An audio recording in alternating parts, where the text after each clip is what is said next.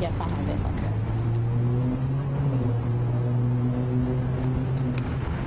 Just let me know when you guys are ready. Or y'all waiting on me? All right. Hello and good afternoon, guys. My name is Michelle Martin, and we're here on behalf of the estate of Ma'Khia Bryant. Wanted to give you guys a response to the Ohio Attorney General Dave Yost, letting us all know this afternoon that they'll be moving forward. We expected this, and we're grateful for that. It's the family's hope that this incident receives the thorough investigation that it deserves, and that the prosecutors do the analysis that we know they're capable of doing as it relates to the facts that they have presented. Ma'Khia's life, as we all know, was taken far too soon, and we must do everything that we can to make sure that it's not swept under the rug. I appreciate the leadership in Ohio for making sure that we stay focused and that we are holding those accountable who should be held accountable.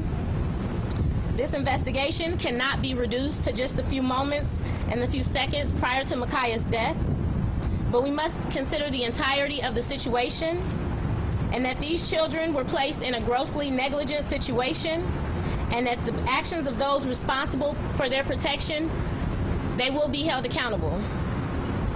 We're anxiously awaiting a copy of the BCI investigative report, but we're also concerned that the BCI investigation may have failed to include some key witness statements and accounts.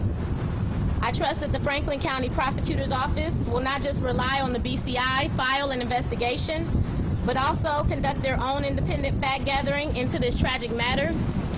The family and the community are here to support the prosecutor's office in doing their complete analysis of these facts. For example, grandmother Janine Hammonds is here today. She wants to tell you just a little bit about her experience the night of the incident, and she's one of those witnesses that has not been accounted for in that BCI report. Ms. Hammonds? Yes. On the night of this incident, I was detained by the Columbus Police Department and told that if I left, that I would be charged with a felony. Other neighbors around the neighborhood were helping me with blankets, water. One of the police officers, female officers, followed me to a restroom in someone's garage. And I was told that if I left, that they would charge me with a felony. As a result of this, I was told to come down to Children's Services. A BCI officer instructed me to come down to Children's Services. And when I got there, no one ever took my story. I even tried to give my story to one of the news commentators. They refused to take my story. I'm just wondering, how can this be a fair and impartial investigation without not having me involved in it? Nearly a month later, after the incident took place, one of the officers sent me a letter telling me that they could not find me, that they had a wrong telephone number. But you've already interviewed 15 other people that they can give an account to the story when I was the eyewitness there. So as we're saying today, we do understand that there is a process. We appreciate the explanation that was given today. You know, we understand each step that must be taken. We appreciate everyone's dedication to the investigation, and we're just here to say that we hope that because we're priding ourselves, Ohio, on the fact that this is a transparent and fair and open investigation, that we will consider all those that were present. We will consider all the evidence, and we won't just dumb this down to the few moments before Ma'Khia was killed. Thank you. Thank you. Thank you.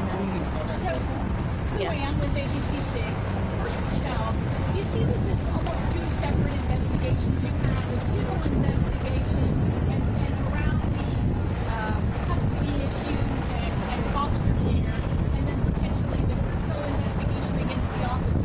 Talk about those two different things. Right. So, I mean, in terms of the civil rights that were violated, because there are multiple layers to these case matters, you have to walk a fine line in how you approach it.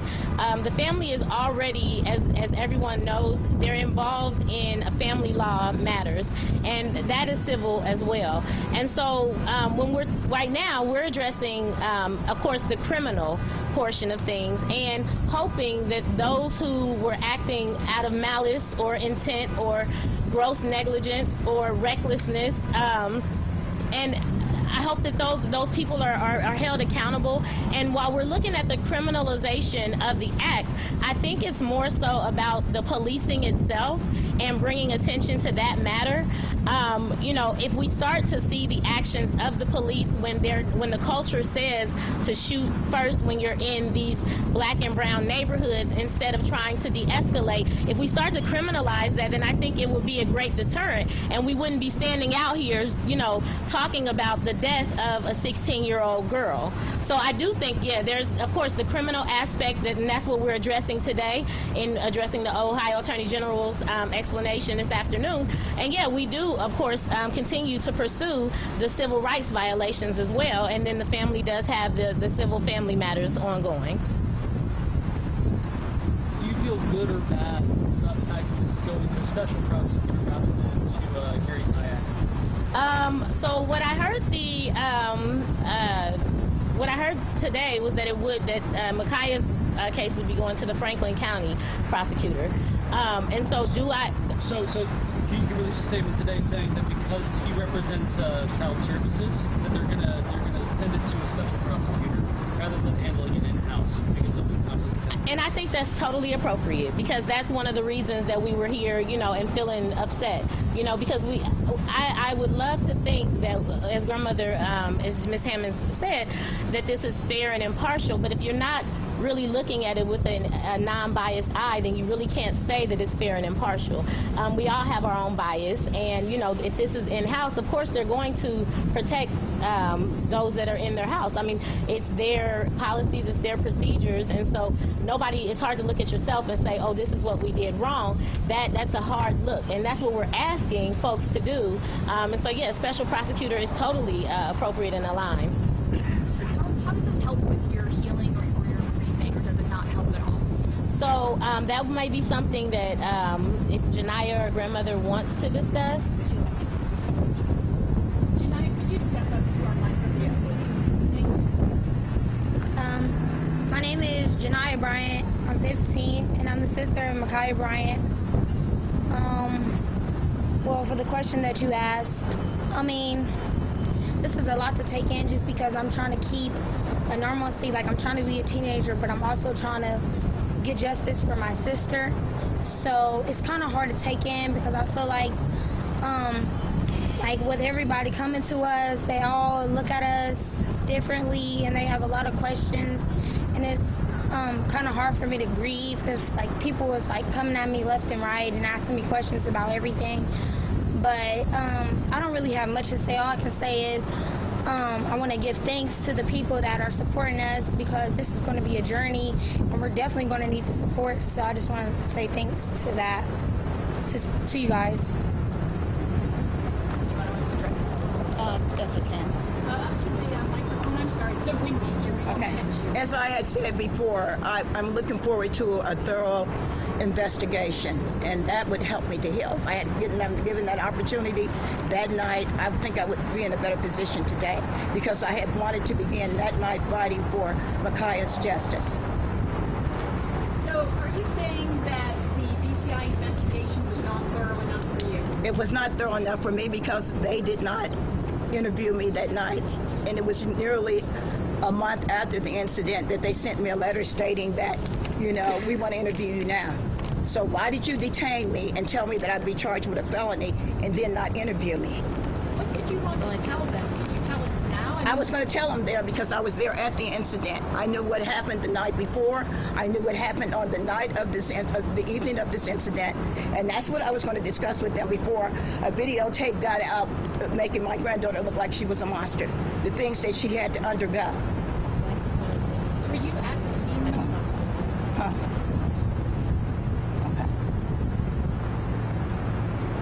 Okay. I'm sorry. Were you at the location when it happened? Was I at the location? Yes, I was there. Would you describe first what you saw? I cannot give any specifics of this case. The only thing that I'm interested in today is that we get a thorough investigation by BCI. Ma'am, who sent you that letter? Was that from BCI? This is from BCI. Yes, it is. And when did you get it? I got it May 17th. And you have not talked to them? They alleged that they could not find me, that they had a wrong telephone number for me, but if you, as reporters, can find me, then they certainly could have found me. But after you received that letter, you still never. I never had any contact with them after that because I was outraged by it. And I have spoken with the prosecutor's office in regard to Micaiah's incident, but no, I have not spoken with them. Thank you. Are you fighting for custody? Yes, I am fighting for custody. And are you receiving any resources either from Yes, Cook they are. County? Children's Services is helping me now. So Yes. they're giving you financial assistance? They're helping me. Yes, they are. Yes, they are. Is that what you feel like they should have been doing in the first If they had done that in the beginning and helped me with the housing situation, I'm sure that Micaiah would not have been murdered or killed, whichever way you want to look at it. But as far as I'm concerned, murder. The AG said today that he feels like a lot of politicians rush to judgment. What's your thought on that? Do you think there was a rush to judgment before this investigation is wrapped up? I think so. I think that the video did not tell the true story of what really happened. And as I said before, I cannot go into the specifics of the case. I'm certainly that you guys will get the story one day. But right now, I'm not at liberty to give you any specifics. Michelle, any thought on that? I'm sorry, one more time. The question was, the Attorney General said that he was concerned about politicians rushing to judgment. What's your view on that? Do you think that that's become a thing, not just here in Columbus, but across the country, where people start commenting on things that they don't know about before the investigation is underway?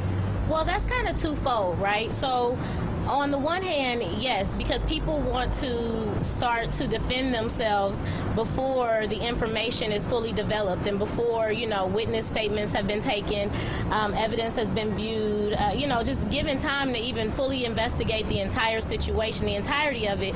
You want to put up that shield because you're so afraid of what public opinion is going to be. And so, you start to defend even potentially wrongful actions and start to see what we see in Micaiah's case is that you start to villainize, victims because you're trying to tell a story before you even know the full story. And then you become the villain because now you're villainizing the whole family. This is what we're seeing. This is what Grandma is sitting here telling you is that they detained me and held me and told me I'd be a felon, and I'm a grandmother who just watched this heinous act. And so, to not let that story be the story that's told, they have to get in front of it and start to defend, essentially the people that they hire to protect and serve us. And when I say it's twofold, I say on the other hand that when something this outrageous happens, you should have people who are in office that are so affected by it emotionally. We always like to say, oh, we got to take emotion out of this. No, this is a baby. If we don't see emotion in this, that's a problem with the society. And so you should have politicians and humans who feel an emotional attachment to something so traumatic happening to a family and to a child. So, when I say it's twofold, you should. And from an emotional standpoint, you should take that and sit with that for a second. The AG says it riles the waters, and politicians should be about making peace and calming the waters instead of riling them up. I agree. And 16-year-old kids should not be being killed. So, for all of you, do you have confidence in the process moving forward with the prosecutor's office? I am very hopeful. And I think that if the prosecutor gets the full story, then that would increase our confidence. My confidence is in the Lord, and I serve a God of timing, and I think that this was the time for me to speak. And sister, to our microphone, please. I'm sorry. Do you have confidence in the process moving forward? Well, I don't know if I have confidence, but I do have faith. So I have faith that something will be done about this. And I don't know, I just have faith. That's all I can say. I'm wishing and hoping for the best moving forward. So that's what I have to say. We need spellings for everybody's names. I'm Janiyah. My name is spelled Janiah. My last name is Bryant, Bryant. Great. And you're 15, right? Do you want to? I'm Janine. It's spelled Jeanene. Last name is Hammonds, Hammonds. It's just Jeanene. Yes. Okay.